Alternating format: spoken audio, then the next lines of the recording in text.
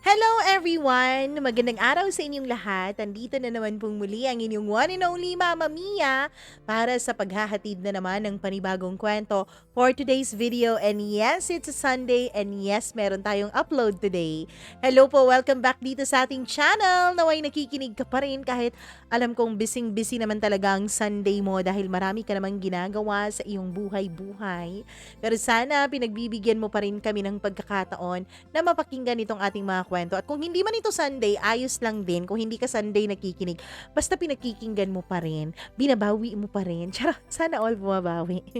Anyways, hello kay Mary Yvonne. Maraming salamat sa pakikinig. Cassie Santos, thank you so much sa pakikinig mo ng ating kwento. Maraming salamat at nagko-comment ka rin. Hello kay Didi Valencia. Maraming salamat, Mary Ann Max. Parang ang tagal ko nang hindi nababasa yung pangalan mo, Mary Ann.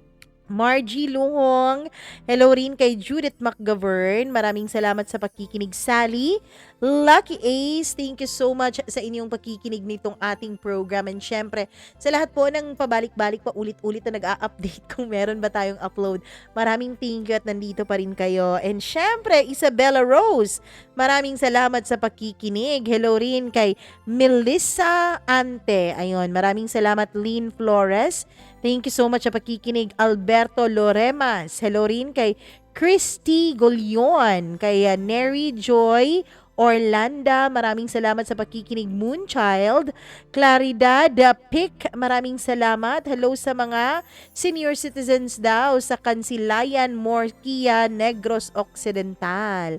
Maraming salamat po sa inyo dyan. Hi din kay Marjorie Mortelia. Janice Alvarez, hello sa iyo. Maraming salamat sa pakikinig. Hello rin kay Jenny Domingo. Maraming salamat at abangers ka raw sa lahat ng story natin. Ako naman. Ikay Magulyado, maraming salamat sa Magulyado family. Thank you so much for watching. Hello din kay Jackie Sarsoa. Hi sa iyo, maraming thank you. Mary Grace Gumban, Aika Palerno, maraming salamat. Marilu Basmayor, hello din kay Janine Dalipog, maraming salamat din. Tanya Tunggol, salamat sa pakikinig mo, Tanya. Hello rin kay Dina Aliparo, Bebang Pinyon, hello din kay Tuan Hintuan, hello rin kay Baldog Official. Ayun, sa lahat po ng nakikinig sa atin, maraming salamat po. Sa mga hindi nababasa, nako, baka sa susunod nating upload, pangalan mo naman ang ma-shoutout natin dito sa ating program. And syempre, wag na nating patagalin dahil alam kong na-excite na ang lahat. Ganito tayo dito, hindi na natin pinapahaba ang ating mga intro. Eto na po, wag na nating patagalin ang inyong paboritong programa, ang Dear Mama Mia. Lahat ng mga bagay nang nangyayari sa ating buhay, atin man itong ikinagagalak o pinagsisisihan na ating nangyari, dapat daw natin itong ipagpasalamat. Dahil ito naman ang humulma sa ating ngayon at ito din ang huhulma sa ating kinabukasan. Dear Mama Mia, good day po sa iyo, Mama Mia, at pati na rin sa lahat ng iyong mga listeners. Isa po ako sa laging nakasubaybay sa iyong YouTube channel. Halos napakinggan ko na po yata lahat ng kwentong naitampok ninyo sa inyong channel. Sa pakikinig ko po sa iyong mga kwento ay aaminin kong may mga pangyayari sa kwento ng iyong mga letter sender na may pagkakahawig din sa mga nangyayari sa buhay ko. Bagay na lalong nagbigay sa akin ng inspirasyon upang isulat ko rin ang aking kwento para kahit papaano ay makapagbigay rin ako ng aral at inspirasyon sa iyong mga tagapakinig. Ako po si Marge, Mama Mia. Nais ko pong umpisahan ang aking kwento tungkol sa aking pamilya. Lumaki ako sa mahirap na pamilya. Pangatlo ako sa 4 na magkakapatid at maaga pong nagkaroon ng sariling pamilya ang 2 kong nakatatandang mga kapatid. Bagamat kami po ay mahirap, ay masasabi kong masaya naman po kami sa kung anong meron kami. Meron kaming mapagmahal na mga magulang. Mga magulang na hindi kami pinababayaan kahit gaano paman kahirap ang kanilang mga pinagdaanan. Ang nanay ko ay isang housewife, samantalang ang aking ama naman ay isang driver. Sa pagiging driver po kami binuhay ng aking ama.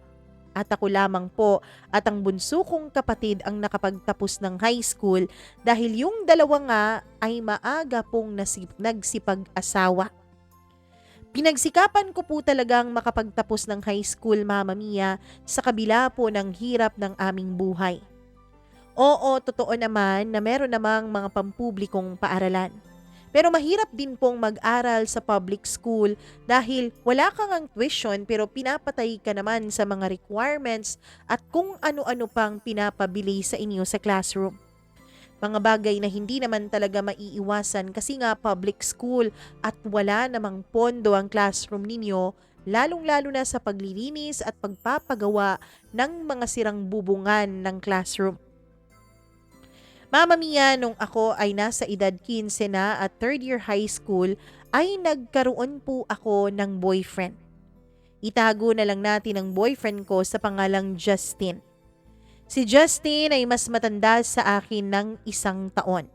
At siya noon ay nasa 4th year high school na o nasa huling baitang na ng high school at gagraduate na. Kagaya ng aming pamilya ay mahirap lang din po ang pamilya ni Justin, Mama Mia. Mas lalo sigurong mahirap sa kanila dahil 8 po silang magkakapatid at wala pong trabaho ang pareho niyang mga magulang. Si Justin noon ay nagtatrabaho bilang isang helper sa palengke upang mapaaral niya ang kanyang sarili. Kahit sa murang edad ay masasabi ko noong nagmamahalan kami ni Justin. Kahit pa sabihin ng iba na puppy love lamang yun, para sa akin ay tunay at dalisay ang pagmamahalan naming dalawa.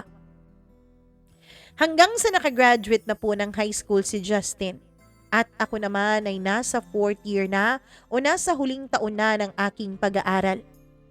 Si Justin ay hindi na nagpatuloy sa kolehiyo at nagpatuloy na lang sa kanyang trabaho sa palengke.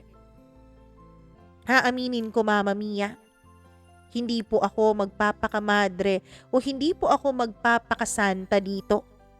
Sa murang edad namin noon ni Justin, kami po ay naging mapusok. Mahal na mahal ko po si Justin.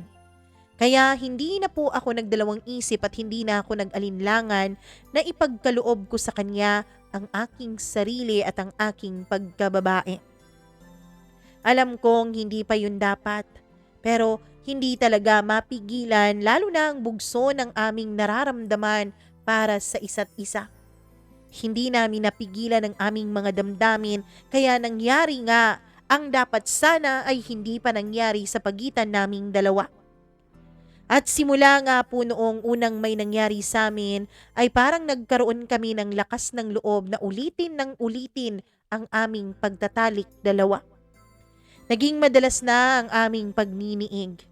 Parang naa-addict na nga kami sa bagay na yon. Parang dun namin ipinaparamdam sa isa't isa ang tunay naming pagmamahalan. May mga araw din, Mama Mia, na lumiliban na ako sa klase ko upang kami ay magkita at magtagpo at patagong mag-check-in sa isang mumurahing motel. Hindi po nagtagal ay nagbunga ang kapusukan naming dalawa ni Justin. Oo, nabuntis ako. Tandang-tanda ko pa talaga kung papaanong naggalit sa akin ang aking mga magulang nung nalaman nilang ako ay nagdadalang tao. Galit na galit po ang nanay ko dahil ang sabi niya, ako na lamang daw sana ang inaasahan nila na makakatulong sa aming pamilya at sa pag-aaral ng aking bunsong kapatid. Tapos, hindi daw pala ako naiiba sa mga nakakatanda kong kapatid. Maaga din pala akong lumande at nagpabuntis pa talaga ako. Kahit na galit ang nanay ay wala na rin naman siyang nagawa. Nandyan na yan eh. Nangyari na ang nangyari. Kaya nagdesisyon na lang kami ni Justin na kami ay magsasama na sa iisang bubong. At ang sabi niya, ipagpapatuloy ko pa rin ang aking pag-aaral kahit na ako ay buntis na dahil 1 buwan na lamang naman ang kailangan at graduation na. Hindi naman siguro masyadong mahahalata ang tiyan ko sa graduation dahil magdadalawang buwan pa lang naman noon ang dinadala ko. Mama Mia, nung nabuntis ako at nung nagsama kami ni Justin sa iisang bubong, ay doon ko talaga napatunayan kung gaano po talaga kahirap ang buhay ng pamilya ni Justin. Doon po kasi kami tumira sa kanilang bahay. Sila po ay nakikitira lamang sa bahay ng kanyang lola at lahat po silang 8 magkakapatid, pati na rin ang kanilang mga magulang ay doon din nakatira. Hindi din po kalakihan ang bagay na yon kaya para talaga kaming mga sardinas na isiniksik sa iisang lata. Hirap na hirap kami noon ni Justin na kahit pampacheck up ko sa doktor ay hindi niya kayang maibigay. Kasi nga walang-wala. Ganun pala kahirap ang buhay. Napapaiyak pa ako noon, Mama Mia. Napapaiyak pa ako sa kinahinatnan ng buhay ko. May mga pangarap pa naman sana ako noon pero mukhang hindi na yun matutupad ngayon. Aaminin ko na may halong pagsisisi ang nararamdaman ko noon. Dahil nangako pa naman ako sa sarili ko nung hindi ko pa nakilala si Justin na magiging successful ako. Pinangako ko pa naman sa sarili ko na hindi ako tutulad sa mga nakatatanda kong kapatid na inuna ang pag-aasawa at paglalandi bago ang kanilang kinabukasan. Ngunit lahat pala ng sinabi kong yon ay kakainin ko rin pala pagdating ng araw. Hindi ko pa rin pala matutupad ang pangako ko sa sarili ko. 2 buwan na po ang aking dinadala, Mama Mia, nung ako ay graduate ng high school. 3 buwan ng aking pagbubuntis nang makaramdam ako ng matinding pananakit sa aking balakang. Ilang saglit pa ay sumunod noon ang pagduro ko sa pagitan ng aking mga hita. Yung dugong umaagos talaga. Hindi yung dugong panakanaka lang, kundi paagos talaga yung mga nakikita natin sa mga pelikula. Takot na takot ako noon, Mama Mia. Matatakutin pa naman talaga ako sa dugo at mas lalo akong natakot dahil galing yun mismo sa akin. Kaya isinugod na ako sa ospital ni Justin. Ang sabi ng doktor nung na-check up ako ay huli na raw ang lahat dahil nakunan na po ako. Nawala na po ang batang dinadala ko. Huli na raw nung madala ako sa ospital dahil hindi na kayang iligtas ng mga doktor ang bata dahil mahina daw po ang kapit ng dinadala ko sa aking sinapupunan. Isa sa mga itinuturong dahilan ng doktor ay ang kakulangan ko ng bitamina at iba pang pangunahing pangangailangan ng isang buntis. Malnourished din daw po ako, Mama Mia. Hindi raw po ako kumpleto sa nutrisyon at payat na payat din ako noon kaya naman hindi raw malabo na makunan talaga ako. Kahit na natatakot ako noon na maging ina at magluwal ng bata dito sa mundo lalo pat mahirap lang kaming dalawa ni Justin ay sobrang lungkot pa rin ang naramdaman ko. Labis-labis na lungkot pa lang mararamdaman mo kapag ikaw ay nawalan ng anak. Pero pinaramdam din po lalo sa akin ni Justin noon na mahal niya ako, na hindi niya ako iiwanan at na hindi niya ako bibitawan. Kahit na hirap ako noon sa pag-move on sa pagkawala ng anak namin ay hindi ako pinapabayaan ni Justin. Ipinagpatuloy pa rin namin ni Justin ang aming pagsasama sa kabila ng nangyari. Kahit na wala ng bata sa sinapupunan ko ay hindi pa rin ako umuwi sa amin at nagpatuloy pa rin kami sa pagli-live-in ni Justin. Ako naman, Mama Mia, ay hindi pa rin lubusang nakaka-move on noon sa nangyari sa aming anak. Nang isang araw ay nakatanggap na naman ako ng isang masamang balita. Ewan ko ba, parang hindi na nauubos ang mga masasamang pangyayari sa buhay ko. Mama Mia, na aksidente daw po ang aking tatay sa kanyang pagmamaneho. Labis po ang naging pinsala sa kanyang katawan at napuruhan din daw ang kanyang ulo, dahilan upang siya ay makomatose.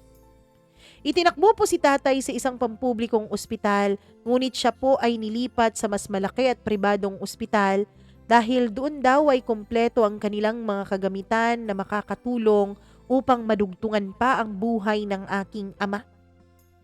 Hindi kasi kompleto sa pampublikong ospital tapos siksikan pa.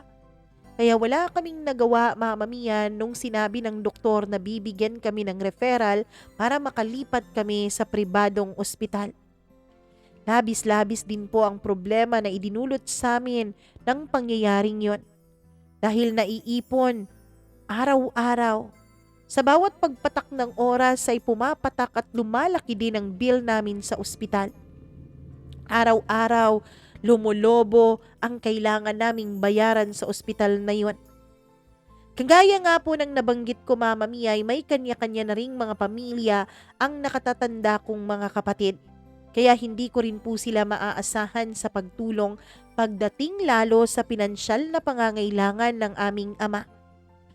Hanggang sa halos umabot na po sa ₱250,000 ang bill sa ospital at may mga iba pang utang na kailangan naming bayaran dahil nga sa mga iba pang gamot na kailangang bilhin sa labas ng ospital. Marami pong mga gamot na itinurok kay tatay at pinainom sa kanya na hindi naman available sa ospital na pinagdalhan sa kanya kaya kailangan namin yung bilhin sa labas.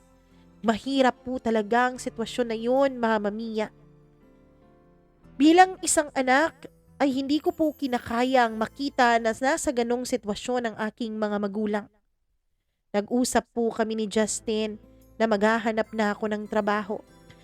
Nagluluksa pa ako noon sa pagkawala ng anak namin ni Justin pero hindi naman pwedeng tumigil ang mundo ko lalo pat kinakailangan ako ng pamilya ko. Nilapitan ko po noon ang aking mga kaibigan at iba pang mga kakilala upang mas mapadali ang paghahanap ko ng trabaho. Hanggang sa nakausap ko po ang handler ko noon sa pagsali-sali ko ng mga beauty pageant. Mama Mia, hindi naman po sa pagmamayabang, pero isa lang po talaga ang naipamana sa akin ng aking mga magulang. Yun ay ang aking magandang tindig at itsura. Dahil nga po sa payat ako, tapos matangkad, tapos may itsura naman ay sumasali-sali ako noon sa mga beauty pageant dahil ang sabi nila, ang mga beauty ko raw ay talagang nananalo sa mga patimpalak na ganon. Kaya kahit na ayoko na noon na sumali-sali sa mga ganon ay wala po akong ibang mapagkukunan ng pera. Wala po akong alam, Mama Mia, na pwede ko pong pasukan na medyo maganda-ganda ang kitaan. Nalaman ko po na ang dati kong handler ay nagmamanage na pala ng isang Japanese KTV o isang high-end club at siya ay naghahanap ng mga customer care assistant o CCA kung tawagin nila. Ayon sa kanya ay pasok na pasok daw po ako sa qualifications na hinahanap nila. Maganda, maputi, sexy, makinis ang kutis at matangkad. Mama Mia, ipinaliwanag naman po ng aking kaibigan na bagamat KTV ang trabaho ko, ay masasabi din namang disente ang trabahong yun. Disente pa rin daw yun dahil ang kanilang ginagawa ay nag-i-entertain lang naman ng mga guest at hindi naman gumagawa ng mga malalaswang mga bagay tulad ng iniisip natin sa mga babaeng nagtatrabaho sa KTV bar. Nag-a-assist lang naman sila ng mga guests na nag-iinuman. Nakikipag-socialize, nakikipag-usap, sumasali din po sa kanilang pag-inom kung kinakailangan. Ang sabi ng kaibigan ko ay patibayan lamang daw ng atay ang labanan sa ganong klasing trabaho. Dahil kailangan daw naming makipagsabayan sa inuman sa mga guest. Kasi nga mas malaki ang magiging komisyon mo kapag mas maraming nainom ang guest na kausap mo. May mga komisyon kasi at itinatali po yun kapag merong umu-order ng mga inumin. Mas malakas na inumin, mas malaki ang komisyon. Mas maraming boting na o-order, syempre mas malaki din ang komisyon. Mama Mia, hindi po pumayag si Justin nung nabanggit ko sa kanya ang tungkol sa trabahong yon. Ang sabi niya ay maghanap na lamang daw ako ng mas maayos na trabaho. Dahil hindi raw talaga maganda tignan sa isang babae na nagtatrabaho sa ganong uri ng negosyo. Ngunit nung mga panahon na yun, Mama Mia, ay hindi na po dapat na nagpapaka-choosy pa ako sa trabaho dahil kailangan ko po ng malaking halaga ng pera. Dahil kailangan na mas mabilis naming mabayaran ang lumulobong bill ng ospital namin. Wala pong nagawa si Justin nung nanindigan ako dahil buo na po ang loob ko at nakapagdesisyon na ako na kahit ayoko ay papasukin ko ang trabahong yun. Mama Mia, kahit na nag-aaway kami ni Justin ay wala din naman siyang nagawa kundi suportahan din ako sa huli. Sa aking unang buwan sa trabaho ay nakasanayan ko na rin po ang ganoong uri ng environment. Nung una ay nakakapanibago talaga, lalo na kapag umuupo ka na kasama ang mga guest na hindi mo naman kakilala tapos nakikipagkwentuhan ka sa kanila. Nakikipagnitian, nakikipagtawanan at nakikipag-inuman. Pero habang dumadaan ang mga araw ay unti-unti din namang nasasanay ang katawan ko. Sanayan lang naman talaga ang ganoong uri ng trabaho. Mama Mia, iba't ibang mga lalaki ang nakakasama at nakakainuman ko sa gabi-gabi. Ganun pa man ay pinagbabawal po sa amin ang magpa-take out o makipagtransaksyon sa mga guest lalo na sa labas ng club. Alam ko po, Mama Mia, na ang iniisip ng iba ay isa po akong mababang uri ng babae o yung babaeng bayaran. Gaya ng mga iniisip nila sa tuwing malalaman nilang sa bar o sa KTV club nagtatrabaho ang isang babae. Pero hindi po ganon, Mama Mia. Maniwala kayo't sa hindi, wala pong pagtatalik na nagaganap sa akin at sa aking mga nagiging guest. Hindi rin po malaswa ang aming mga bihis dahil kami po ay naka-gown o kaya'y naka-dress attire sa tuwing nasa trabaho kami. Ginamit ko po ang aking charm at ang galing ko sa pag-e-entertain ng mga guest upang malaki po ang aking kikitain dahil nakabase po kami sa dami ng guest at sa mga maiinom nila ang aming sahod at komisyon. Simula naman po noong ako ay magtrabaho, Mama Mia, ay naging mas madalas na po ang pag-aaway naming dalawa ni Justin. Mas madalas na po kaming nagsisigawan dalawa. Pakiramdam po kasi niya ay nawawalan na ako ng oras at atensyon sa kanya. At madalas po siyang magtampo at magduda na may iba na akong lalaki dahil madalas din ay hindi ko na siya napagbibigyan lalo na pagdating sa kama. Gabi din po kasi ang oras ng aking trabaho at sa umaga naman ay tulog lamang ako at nagpapahinga. Nagsikap po ako sa trabaho ko kaya unti-unti ko pong nabayaran ang naging malaking utang ng aking mga magulang at ang hospital bill namin. Kagaya nga po ng nabanggit ko, Mama Mia, ay ginamit ko ang taglay kong charm upang marami akong maging guest at marami ang matuwa sa akin at marami ang mag-request sa akin sa tuwing babalik sila sa KTV bar na yon. Isa na po sa naging regular guest ko ay itago natin sa pangalang Miguel. Si Miguel, Mama Mia, ay isa pong businessman. Ang sabi po niya ay madalas siyang stress kaya napapadalas ang pagpunta niya sa club kung saan ako nagtatrabaho para mag-unwind at mag-de-stress. Si Miguel po ay nasa edad 53 na noon nung makilala ko siya. Halos kasing edad na po ng aking mga magulang pero hindi mo mahahalata sa kanyang itsura ang kanyang edad. Palibhasa po ay mayaman, makinis ang balat at hindi babad sa araw kaya maganda pa rin itong tignan at magaling din itong pumorma at manamit. Labag man po sa rules ng aming trabaho ay binigay ko po kay Miguel ang aking cellphone number nung kunin niya ito. Regular guest ko na kasi siya at lagi niya akong binibigyan ng malaking tip kaya nakakahiya naman kung tatanggihan ko ang hinihingi niya sa akin na cellphone number lang naman yon. Kaya ang inisip ko ay palihim ko yung ibibigay sa kanya. Simula po noon ay naging madalas na rin ang pagtawag niya sa akin. Dahil ang sabi niya, gusto raw pa niya akong mas makilala pa. Nag-umpisa na rin po siyang yayain akong kumain sa labas pagkatapos ng aking trabaho. Madalas po ay binibigyan niya na lamang ako ng pera upang hindi na ako pumasok sa trabaho kinagabihan at sumama na lamang sa kanya at kumain sa labas, mamasyal o di kaya'y makipagkwentuhan.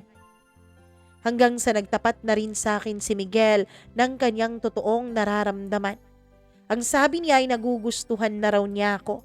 Hindi lang daw dahil sa taglay kong ganda, kundi dahil na rin daw sa taglay kong kabaitan at pagpapahalaga sa kanya.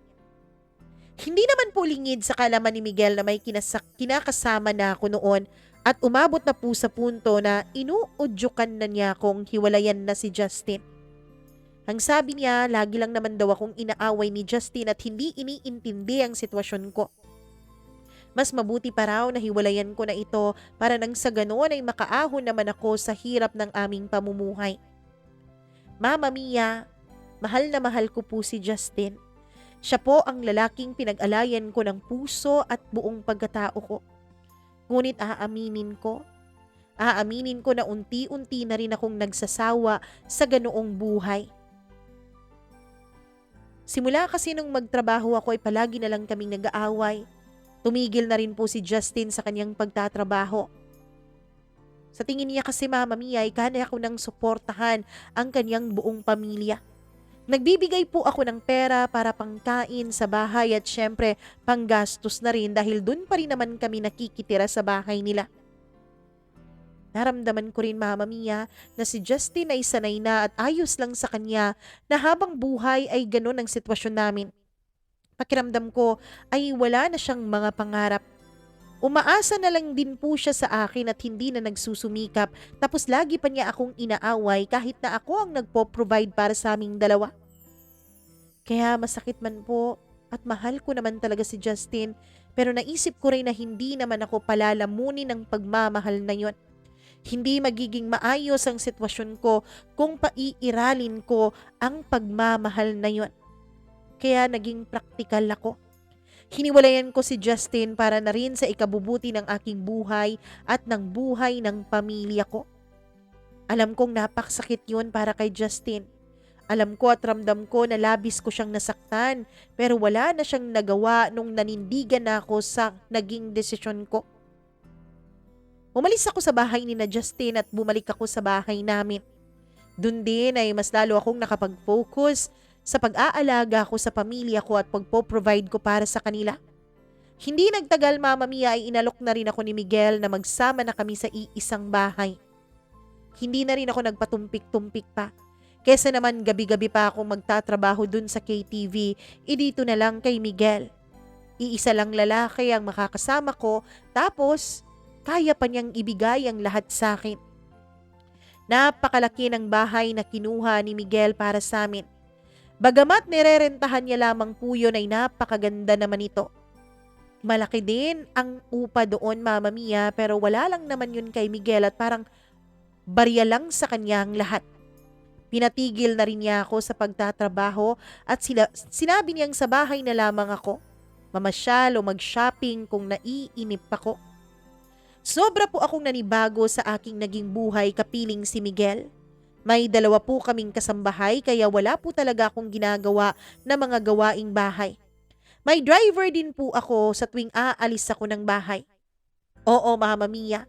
Totoo po. Maniwala man kayo't sa hindi ay nagbuhay prinsesa ako sa piling ni Miguel. Napakalayo sa naging buhay ko kasama si Justin. Pinagawan din po ni Miguel ng bahay ang aking mga magulang.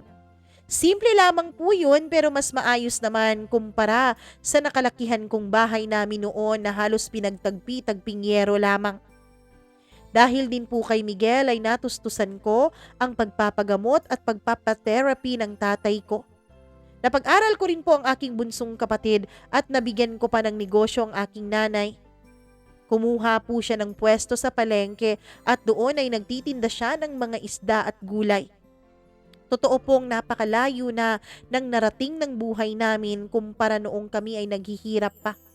Kumpara noong kay Justin pa ako nakikisama. Mama Mia, madalas din po na wala sa bahay si Miguel. Ang dahilan niya ay marami raw siyang out-of-town meetings sa kanyang mga kasosyo sa negosyo.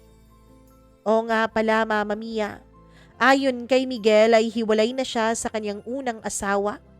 Matagal na raw silang hiwalay at tanging ang kanyang 3 anak na lamang ang kanyang nakakausap. Sa unang taon po ng aming pagsasama ni Miguel ay ramdam ko ang kanyang pagmamahal. Nanibago lamang ako dahil din po sa agwat ng edad namin.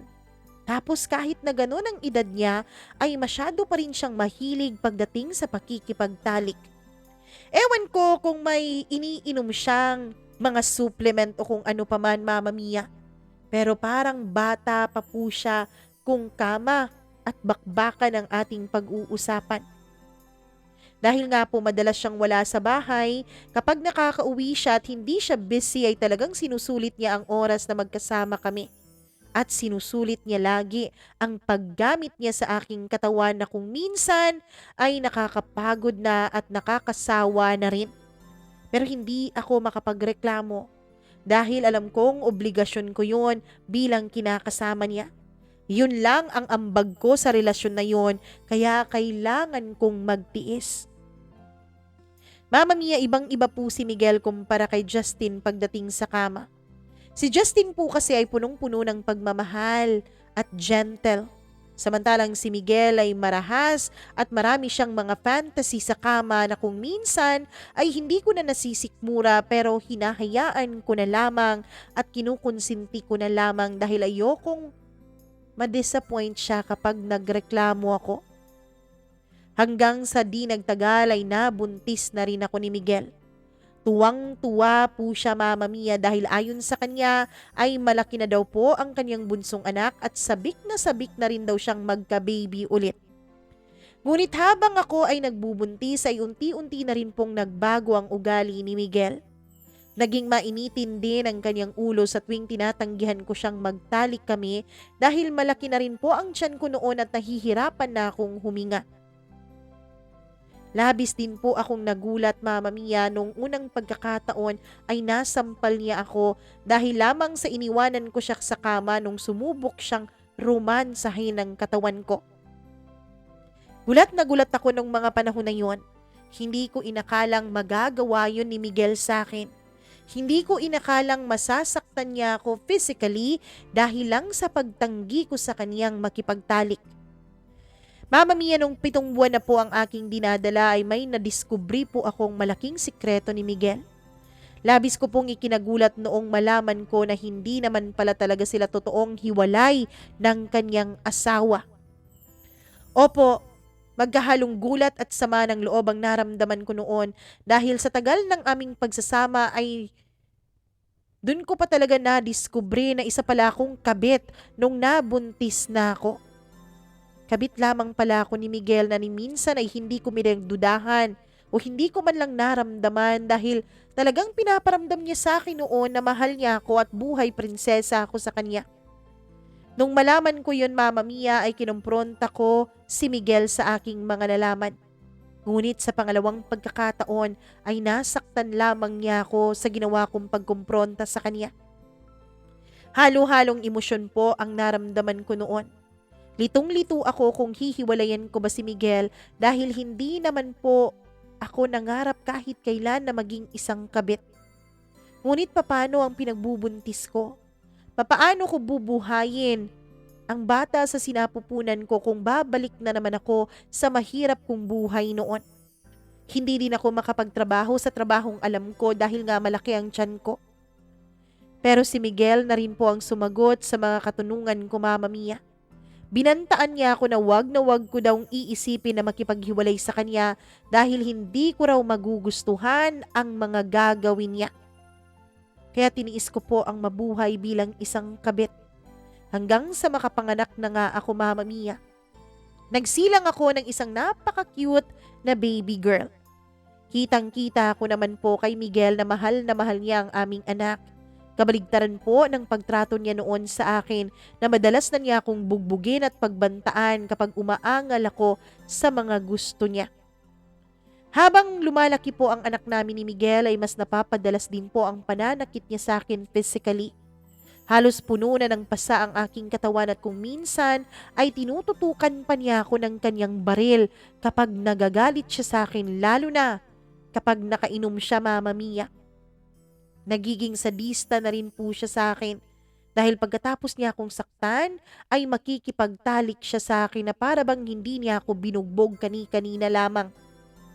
Mama Mia, parang mas nag-e-enjoy si Miguel na saktan ako habang nakikipagtalik siya sa akin.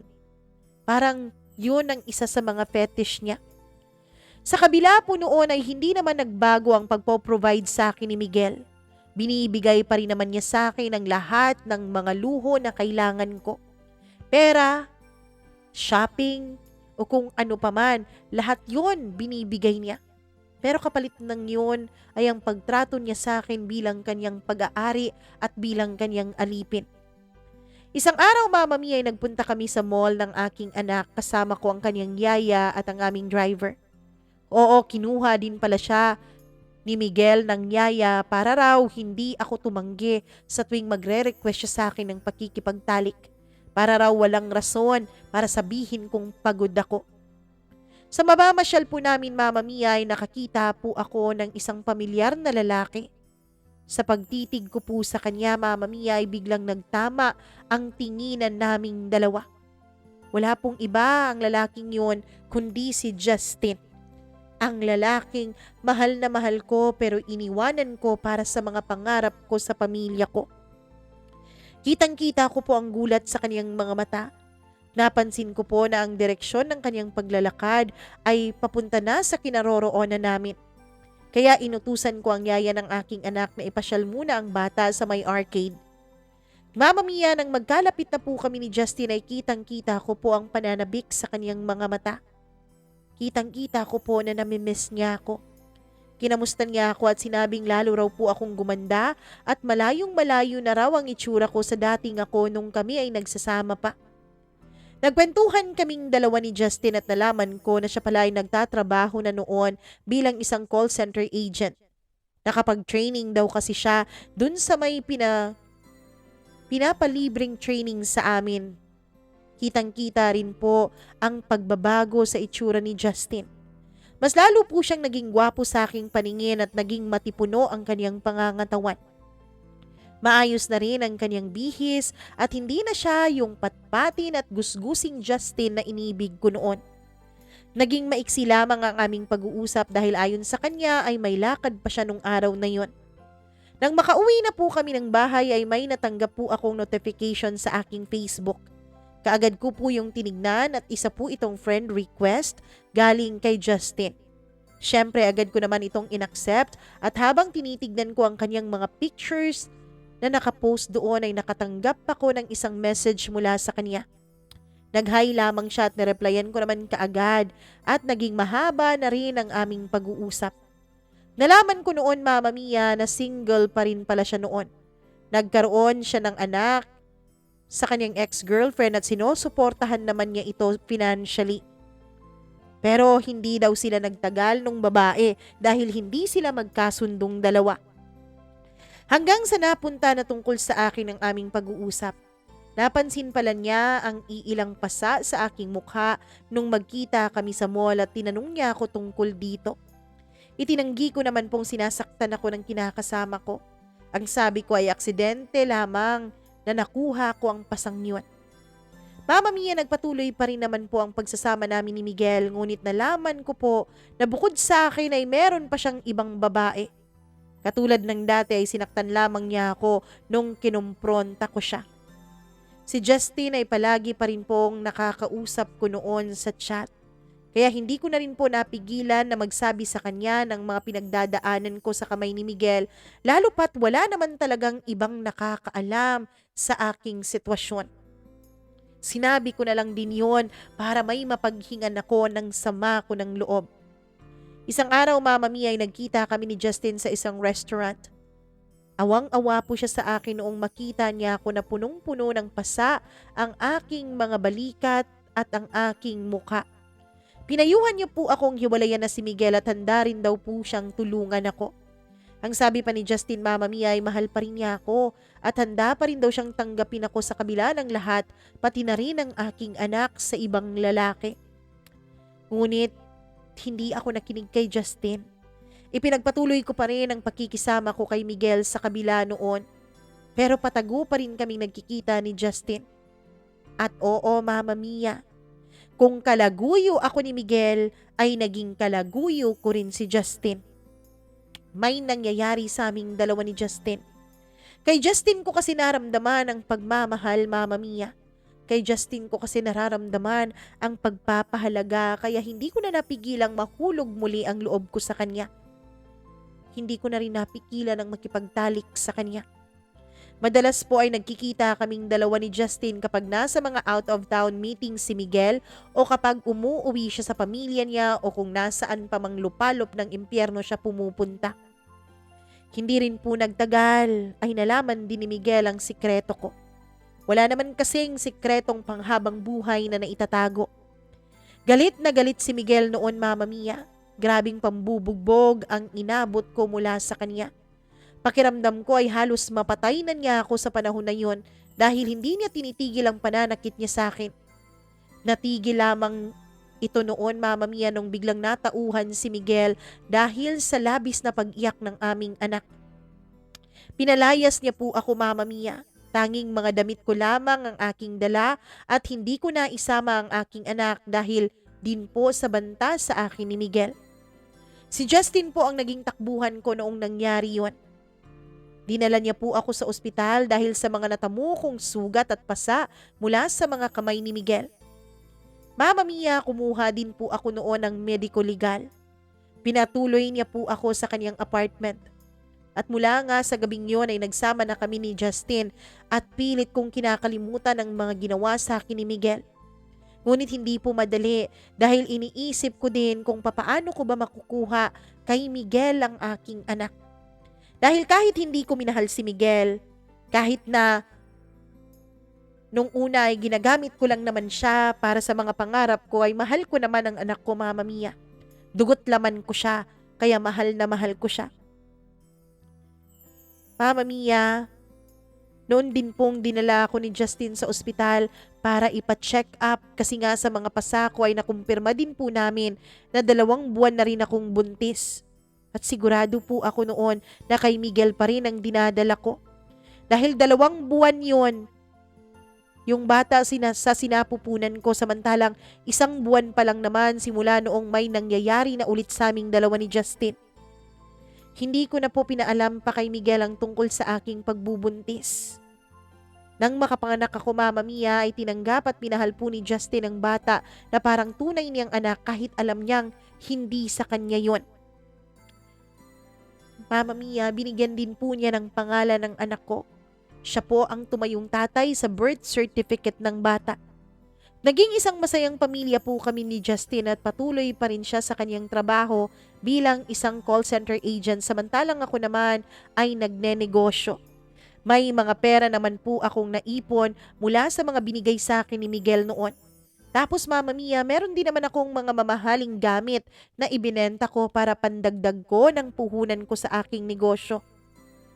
Sa 2 taon po ng pagsasama namin ni Justin ay nabuntis din niya ako. Masayang masaya si Justin dahil plano talaga namin na magkaanak kami ng aming 2 talaga. Niyaya na rin niya akong magpakasal habang hindi pa lumalaki ang aking tiyan. Pumayag naman ako, Mama Mia, dahil mahal ko si Justin. Inisip ko na lang noon na yung anak ko na kay Miguel ay hindi naman yun mapapahamak dahil kitang-kita ako naman kung papaano niya mahalin yung bata. Kaya alam kong aalagaan niya ito. Intimate wedding lang ang naganap sa pagitan naming dalawa ni Justin. Pero masaya naman po dahil kumpleto ang aming mga pamilya sa selebrasyon. Akala ko noon, Mama Mia, ay yun na ang happy ending sa aking buhay. Sa kabila ng mga pinagdaanan ko ay binigyan pa rin ako ng maayos na buhay ng Panginoon. May maayos na buhay na po ang aking pamilya. Ang mga magulang ko ay ayos na rin. May maayos na trabaho si Justin at maganda din ang takbo ng aking negosyo. May 2 din kaming mga chikiting na nagpapasaya sa aming 2. Ngunit, Mama Mia, Kasabay po ng unti-unting pagiging maayos ng aming buhay ay ang unti-unti ring pananamlay ng pagmamahal sa akin ni Justin. Ewan ko ba Mama Mia kung talagang normal lang yon na sa tuwing lumilipas ang panahon ay kumukupas din ang pagmamahal. Nararamdaman ko kasi nananamlay na ang pagmamahal ni Justin sa akin. Ramdam ko po yun Mama Mia. Hindi man niya ako sinasaktan physically katulad ng ginagawa sa akin noon ni Miguel, ay pinagsasalitaan naman niya ako ng masasakit. At ramdam na ramdam ko Mama Mia ang pagbabago niya sa akin. Nawala na po ang pagiging malambing niya. Halos hindi na rin po kami nagtatalik o hindi na rin namin ginagawa ang mga bagay na lalong mas nagpapatibay sa pagsasama ng mag-asawa. Sa tuwing matutulog po ay tumatabi po siya sa aming mga anak at hindi po sa akin. Hindi na rin po niya ako madalas niyayakap o hinahalikan tuwing umaga o tuwing gabi kapag umuuwi siya. Mama Mia, palagi na rin siyang late kung umuwi at lagi niyang dinadahilan sa akin ang pag-overtime niya sa kanyang trabaho. Sa tuwing tinatanong ko po siya kung ano ang kanyang problema ay palaging ang sagot niya lamang sa akin ay stress na stress daw siya sa trabaho niya. Bilang isang babae at asawa ay hindi po ako naniniwala. Ramdam ko po at alam ko pong may mali. Totoo nga ang sinasabi nila na woman's instinct, Mama Mia. Ayoko man pong pagdudahan ng asawa ko ay hindi ko rin po matiis ang panlalamig niya sa akin noon. Hanggang sa nag-umpisa na rin po akong pakialaman ng kanyang cellphone. Nung una Mama Mia ay wala naman akong nakita doon. Sa paghahanap ko ay pinakialaman ko na pati ang kanyang laptop. Nabuksan ko doon ang kanyang messaging app na gamit nila sa kanyang trabaho. At Mama Mia, dun ko po nakita ang lahat.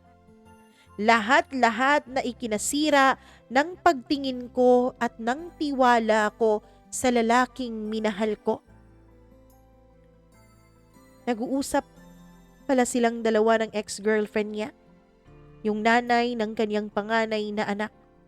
Well, maiintindihan ko naman Mama Mia kung mag-uusap silang dalawa dahil may connection naman sila, yung bata. Naiintindihan ko naman yon na nagko-co-parenting sila sa bata. Pero hindi lang po yun ang mga nabasa ko doon. Ang dami-dami pa Mama Mia. Mga confession of love, mga lambingan, landian. At doon ako sobrang nasaktan nung mabasa kong matagal na pala silang nagkabalikan. Nung bagong kasal pa lamang pala kami ay niloloko na ako ng aking asawa. Matagal lang pala niya bago pinaramdam sa akin ang kanyang panlalamig. Pero nung bagong kasal pa lang pala kami ay mahal pa rin niya yung ex niya. At ang pinakamasakit pa Mama Mia ay nabasa ko doon na nagpaplano na pala silang iiwanan na kami ni Justin at silang dalawa na ang magsasama at bubuuin na nila ang kanilang pamilya. Sobrang sakit Mama Mia. Buong akala ko ay masaya ang pamilya ko. Buong akala ko ay maganda na ang buhay ko pero hindi pa rin pala. Nung kinausap ko si Justin ay hindi niya itinanggi ang mga nabasa at nalaman ko. Bagkus ay sinabi niyang hinihintay niya na lamang na malaman ko ang totoo para tuluyan na niya akong hiwalayan. Hindi na raw niya ako mahal. Pinilit naman daw niya ang sarili niyang mahalin ako pero hindi na raw talaga na ibalik ang dati niyang pagmamahal sa akin. Mama Mia, simula po ng araw na yon ay unti-unti na po niyang hinakot ang kanyang mga gamit at damit hanggang sa dumating ang isang araw na hindi na niya ako tuluyang inuwian. Hindi na ako inuwian ng aking asawa. Alam ko Mama Mia na hindi ako naging perpektong tao. Hindi ako naging perpektong girlfriend o kinakasama noon ni Justin. Alam ko rin na ako ang unang nanakit sa kanya nung iniwanan ko siya noon kapalit ng magandang buhay para sa aking pamilya. Pinagsisisihan ko na po ang lahat. Siguro nga po ay ganti sa akin ito ni Justin. Siguro nga po ay pinili niya. Napakasalan ako para maging lubusan talaga ang paghihiganti niya sa akin. Mama Mia, napakasakit po ng ganti niya. Napakasakit po dahil umasa po ako na pang forever na kami kasi pinakasalan na ko eh. Pero hindi pala. Siguro karma ko na rin to sa pananakit ko sa kanyang damdamin noon. Karma ko na rin to sa pagpayag ko noon na maging kabit ni Miguel.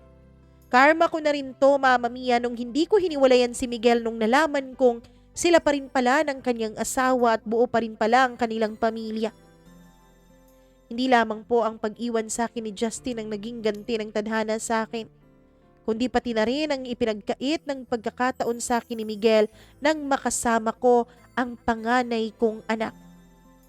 Sa ngayon po, Mama Mia, ang balita ko ay nasa ibang bansa na si Justin, pati na ang kanyang anak at ang kanyang kinakasama dahil pareho silang nag-apply ng isang call center company doon sa Singapore. Habang kami naman po ni Miguel ay patuloy pa rin na nagtatalo sa custody ng aming anak. Dinaan ko na po sa legal ang lahat kahit alam kong mahirap kalabanin si Miguel dahil di hamak naman na maimpluwensya siyang tao at marami siyang koneksyon at yaman. Pero alam ko, Mama Mia, na walang ibang paraan na manalo ako sa kanya kundi sa legal lamang. Alam ko din po na mahihirapan ako na makuha ang custody ng bata dahil sa kasalukuyan ay 12 years old na po ito. Pero hindi pa rin ako sumusuko. Ang dalawa ko namang pong anak na kasama ko ay nabibigyan ko naman ng magandang buhay. Sila po ay napag-aaral kong pareho sa isang private school at sisikapin ko pong makapagtapos sila sa kanilang pag-aaral. Na hindi sila matutulad sa akin. Na hindi sila gagawa ng mga desisyon na ikakasira ng buhay nila. Na hindi sila mamimili sa pagitan ng kanilang pangarap at kaligayahan dahil yun ay parehong pwede nilang makamtan. Hindi katulad ng kanilang nanay na isinakripisyo ang kaligayahan at ang puso para lang sa kaginhawaan ng buhay. Mama Mia, ako naman po ay may negosyo at nagtatrabaho din bilang isang virtual assistant. Sa kasalukuyan, Mama Mia, ay single pa rin ako. Hanggat maaari ay wala pa rin po akong balak na pumasok sa pakikipagrelasyon dahil na-trauma na yata ako sa mga pinagdaanan ko. Isa pa, hindi pa po annulled ang kasal naming dalawa ni Justin. At alam ko rin, Mama Mia, na kung meron man akong bagong taong papapasukin sa buhay ko, ay magiging komplikado lang ang sitwasyon kasi nga kasal pa rin ako dun sa walang hiya kong ex-boyfriend. Hanggang dito na lamang po ako, Mama Mia. Maraming salamat po sa pagbibigay mo ng oras na mabasa mo ang kwento ng buhay ko. Sana ay nakapulutan ito ng aral ng iyong mga tagapakinig na kung minsan, dapat tayong makontento sa kung ano ang buhay na ibinibigay sa atin ng Panginoon. Dahil kung minsan, sa paghahangad natin ng sobra-sobra sa kung ano ang nararapat sa atin, ay dun tayo napapahamak at dun tayo nakakapanakit ng ibang tao. Maraming salamat po. God bless po sa iyo, Mama Mia, at sa iyong mga listeners at solid viewers. Lubos na gumagalang, Marge.